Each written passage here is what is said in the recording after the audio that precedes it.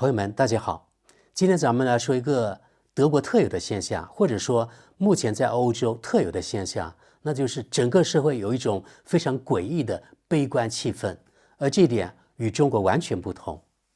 举个例子，在德国，像我们这代人，我德国伴侣，他坚定地认为，我们今后我们退休之后，我们的生活绝对没有他的父辈那一代人那么好。我记得他的父亲还在的时候，前几年我们周末有一次呢回家去探望他的父母。吃完中午饭的时候，他父亲对我们说，非常严肃的不是开玩笑。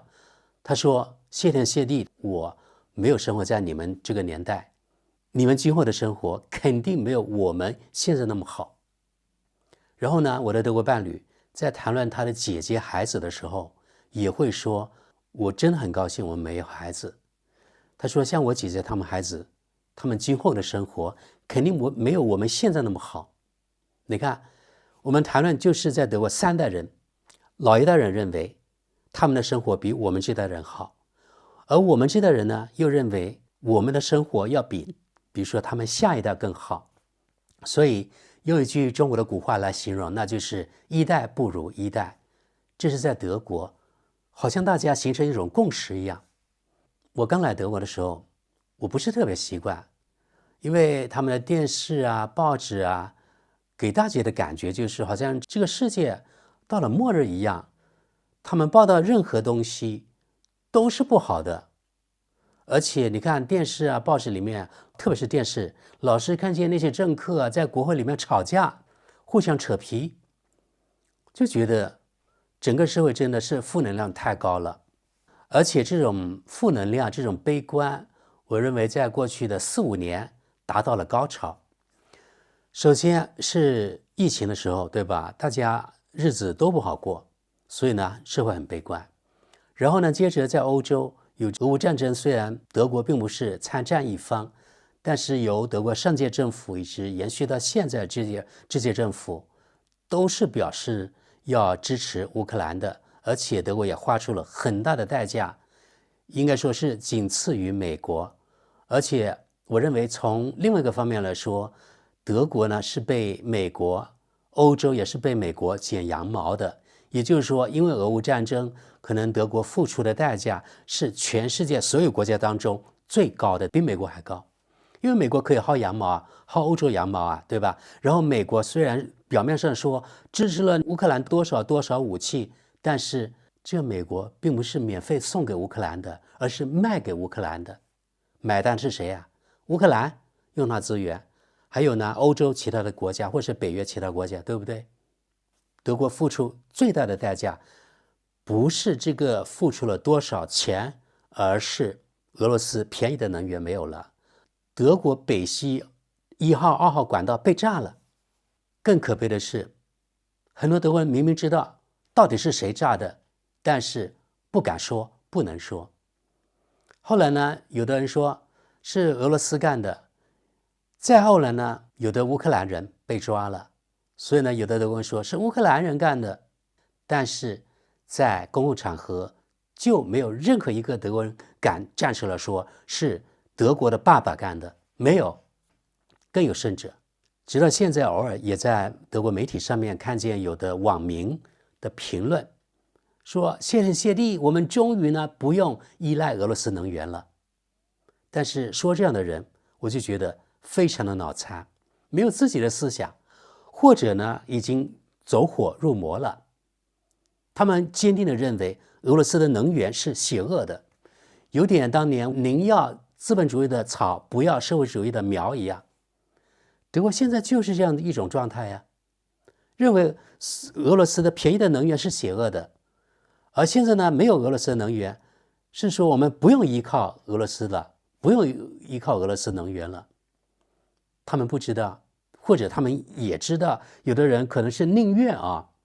花数倍于俄罗斯能源的价格购买昂贵的美国的液化天然气。他们不知道这对德国的工业会产生多大的那个伤害，对吧？你看过去几年，在另外的节目我也说了，德国的工业，德国的企业破产创纪录啊！2023年创纪录，2024年又比2023年更高，又创纪录，已经连续4、5年了。德国的经济原地踏步或者是萎缩的。2024年、2025年，德国的经济它的表现不如2019年的时候，你们敢想象吗？相当于这4、5年空转了，就是因为德国呢被美国割韭菜、薅羊毛，另外呢，德国因为坚持自己的意识形态，听美国的话，所以呢付出了沉重的代价。当然，欧洲也一样。有一点，我发现很多经济学家没有谈到，但是我觉得这是非常重要的一点，那就是德国现在经济不行，欧洲经济不行。我认为啊，与中国的再次崛起，与中国成功实行工业化有非常大的关系。中国有全产业链，可以生产任何的东西。中国可以不要欧洲，不要德国，但是你德国、你欧洲不得不依靠中国。比如说稀土啊，对不对？还有中国是德国最大的，比如说汽车市场等等等等。在很多产业，过去他们德国还有西方，它可以高价天价卖给中国，卖给全世界。但是中国上来之后，可以说把全部西方附加值或者几乎啊西方附加值的那些产业把它打下来了，变成了平民的价格，变成了白菜价。当然我有的时候我特别反感中国人把所有的东西白菜价，因为我认为你中国既然有这个技术，有这个产能，可以卖贵一点啊，然后呢把这个高附加值全中国人分享啊，这点为什么不行呢？为什么要卖白菜价呢？话说回来，由于中国的再度崛起，由于中国的复兴，一点一点的把西方的这些工业把它打掉，所以我认为这也是导致西方、导致德国、导致法国等等他们的经济越来越差的原因，也是导致呢德国的企业破产、每每创纪录的原因之一。不仅是便宜能源没有了，中国的竞争越来越大了，而且这个竞争是往高端的工业走，那导致的直接的恶果就是欧洲人特别自豪的福利国家、福利社会，而我们很多在中国的人也特别的羡慕啊，甚至能跪舔人家，认为一谈到欧洲，一谈到德国，哎呀，福利国家，什么都免费，好像人们躺着就可以有钱拿一样。真的好多中国人还是这样想。但是现在这个福利，这个昂贵的福利之后，怎么这个福利国家运转下去，现在呢是一个非常大的问题。目前有个最好的例子，一个活例子，那就是你们看看法国正在发生什么，就是由于这个福利运转不下去了。前段时间德国总理也说了啊，福利目前这水平是不可持续的，要削减。而法国那个总理他辞职，就是因为要减少2天法国的法定假日，然后呢还要削减一些这个所谓的福利。但是由奢入俭就难了，对不对？那些法国人就起来造反了，全国大乱，打砸抢烧。德国如果是这样下去，也有往这方面发展的趋势。当然德国人他的革命精神没有法国人那么强，法国是有革命传统的，德国人没有。经济不行了，对吧？那政府的税收也下降了，没有原来那么多了，同时失业人更多，那你政府的福利支出就更多了，税收减少，福利支出更多，一个正一个负，那导致中间的缺口就更大，怎么办？又不准削减，那政府没办法，只能够是借债，借越来越多的债，借越来越多的债导致的后果，像美国，你看它的那个国债已经超过36万亿美元了，对吧？它每年的利息就超过1万亿美元了，占它全部政府这个财政预算的多少比例，越来越高，对不对？西方福利国家一样啊，国债的利息啊就占政府这个预算的很大一部分。所以今后这个福利能不能够再运转下去，是个很大的问题。削减是肯定的，那如果是削减到一定的程度，老百姓不干了，会导致像法国一样会乱起来，德国也会乱起来。只不过呢，我们不知道哪一天而已，这是一个定时炸弹。福利削减，那就无法躺平了，无法躺平，那就起来造反了。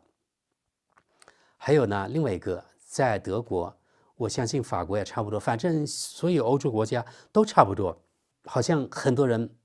一谈到德国，就觉得人家，你看这社会非常的松弛啊，他们假期多，然后呢带薪假也多，多舒服呀。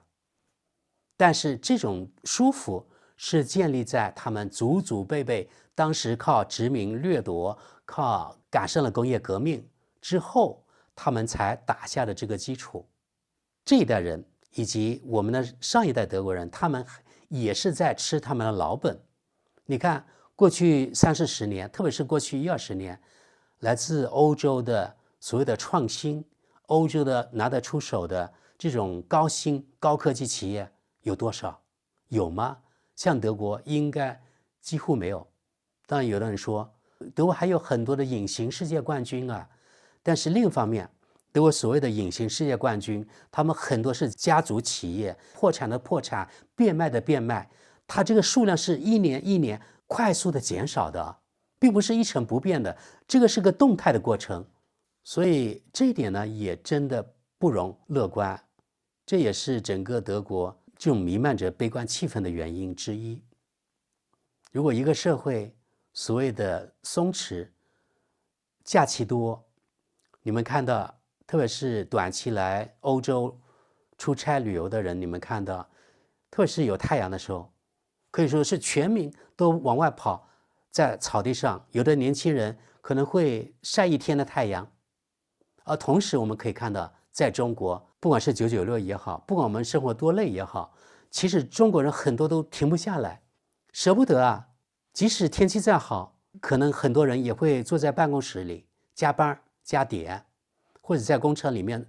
打螺丝，对吧？同时你看欧洲人在太阳下晒太阳，这就是区别。所以也毫不奇怪，为什么过去30年中国的人均 GDP 还有中国的总的那个经济这个实力增长了那么多倍，30多倍，而德国呢只增长了1倍，这就是它大的区别，不是没有原因的。那么整个社会太松弛的话，而且是阶层固化呀，就是说你一个人再努力，可能你还是在你那个阶层，然后有所谓的优厚的福利，所以他们就没有任何发展的动力，不好好读书，不好好搞科研，而是出去度假晒太阳。整个社会没有向前发展的动力，没有创新。那么如果是这种都没有，你这个社会怎么跟中国竞争呢？前面提到还有呢，被美国全方面的薅羊毛。我刚来德国的时候，德国的人均 GDP 是比美国还高的，而现在呢，可能只有美国的2/3了，也就是美国已经高出德国1/3了。这一正一反，这反差太大了。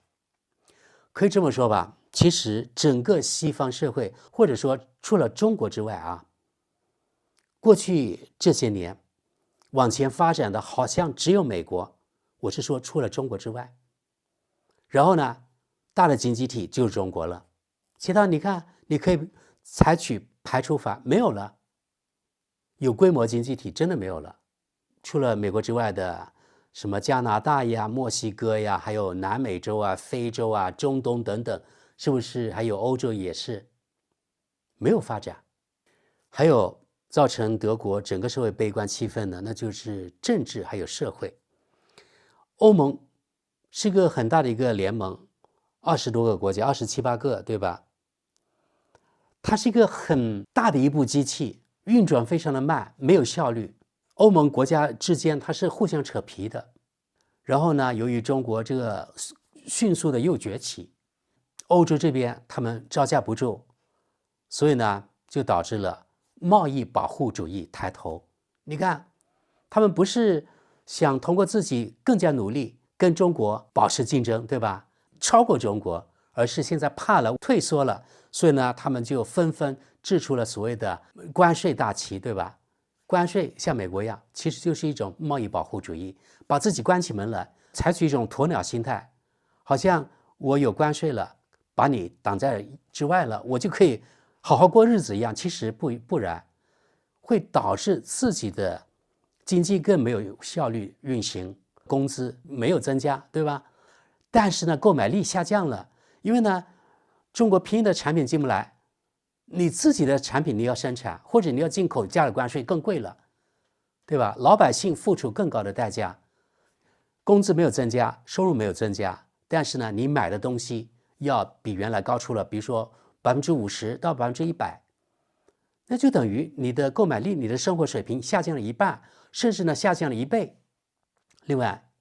在欧洲，在德国还有一个不容忽视的现实，那就是宗教、种族这个冲突会越来越严重。这一点之前我也说过了，这是基督与穆斯林之间这个矛盾，还有呢人口比例这个矛盾，那今后这个矛盾会更加加剧，这是不可逆转的啊。具体我就不再多说了，说多了也是重复了。另外一个就是人口老龄化也是很严重的，甚至比中国更严重。有的人说，你看人家德国每个月补助一个小孩有255欧元，占人家一个人收入的1/10还多一点，这补助够高了吧？但是即使这样，德国人还是不想生，而多生的是那些移民，那些比如说中东来的那些人。可以说德国人是自己花纳税人的钱帮人家养孩子，而那些人呢，跟德国这个主流社会跟欧洲的主流文化是格格不入的，宗教是一样，也是格格不入的。德国人不想生，即使呢有优厚的这个什么教育免费呀，所谓的医疗免费呀，还有儿童金可以补贴啊，人家德国人照样也不想生，就表明啊，这养孩子不便宜啊，不是说让免费，你养孩子就不花钱了，其实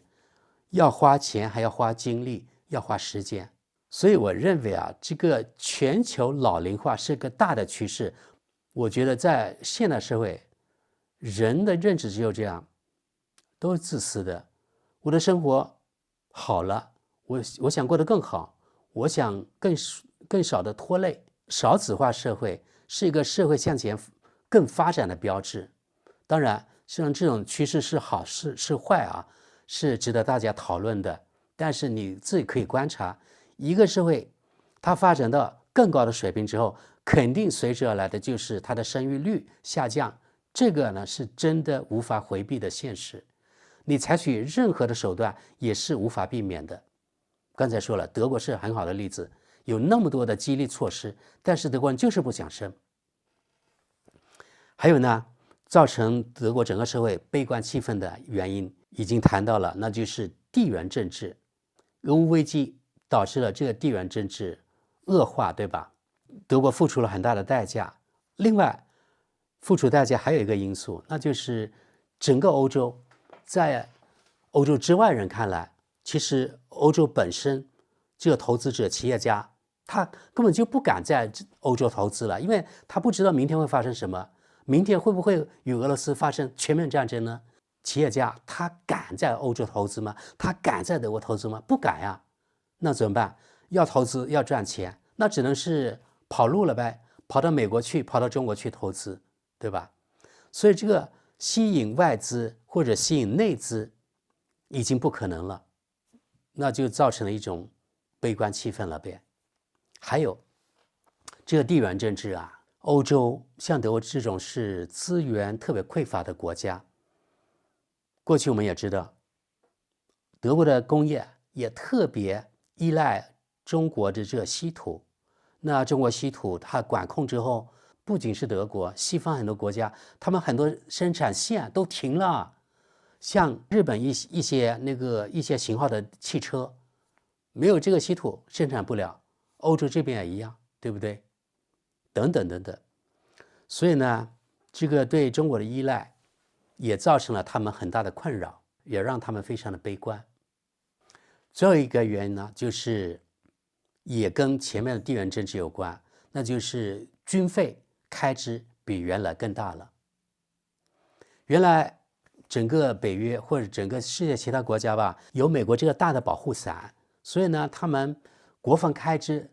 几乎是没有，或者非常的少。你看德国，他的那个义务兵役都取消了，而是自愿的，就你想去就去，不想去就不用去服兵役。现在正在讨论又要引入这个义务兵役，因为美国说了，你们得增加你们的国防开支到5%啊！如果你不增加，我就不打算保护你们了。而且通过过去这一段时间，美国操作来看，比如说，你看那个小以斯，汉人对人家卡塔尔越境攻击啊，相当于侵略，美国肯定是知道的，因为美国有在中东最大的军事基地就是在卡塔尔，这个小以斯攻击卡塔尔，侵略卡塔尔。你美国难道不知道？不可能吧？就是全世界的信心啊，对美国的信心已经完全丧失了。所以呢，欧洲人不得不增加他们的军事开支，那就表明其他地方要削减啊。我的那个德国伴侣今天讲了一句话，让我特别的吃惊。我们不知道为什么谈论到我们今后这个养老保险，然后他今天说，你不要指望今后呢还有什么养老保险，很可能到我们退休的时候，养老保险系统都崩溃了，我们1分钱都领不到了，就那么悲观。我倒觉得不可能吧，是不是我太乐观了？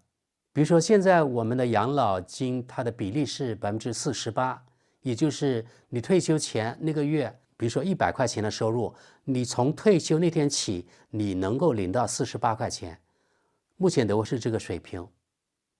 我觉得今后我退休的话，在德国也许能够领到30%吧，不可能1分钱都没有吧。但是我的德国伴侣他就那么悲观，他说今后也许真的没有退休金了。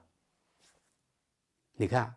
这就是在德国真的在整个社会有一种非常悲观的气氛。刚才我就跟大家大概解释一下，分析一下为什么会有这么悲观的气氛，是从各个方面有它的原因的。一些有头脑的西方人，比如说一些德国人，他们也知道德国是没有希望的，所以一些上进青年呢，很多人比如说就跑到美国去了，跑到瑞士去了，或者有一些呢跑到中国去了，跑到中国香港去了，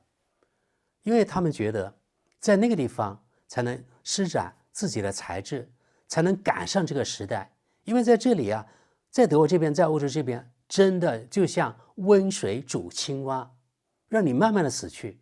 而有些人他就是有开拓精神，那些人他就往外跑。所以现在每年德国往外移民都是些什么人呢？一般呢都是教育程度高的人，有技术的人。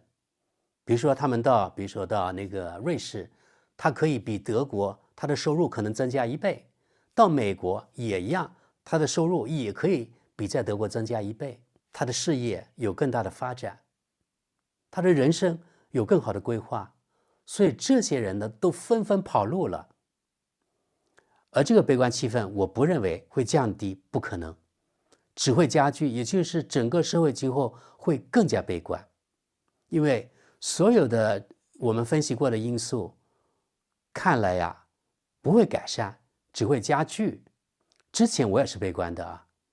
而现在这么一分析，真的我觉得更悲观了。好的，你们自己分析一下，你们自己想一下啊，你们是中国人，对中国是不是，比如说你们这一代人绝对比上代人活得更好，对吧？然后你肯定坚信你的下一代肯定要比你这一代人活得更好，对不对？我想这是正常中国人的思维吧。但是德国人这个思维就跟中国刚刚相反。好的，那你们是怎么看的呢？欢迎大家留言啊。那今天节目就到这里，感谢各位，我们下期见。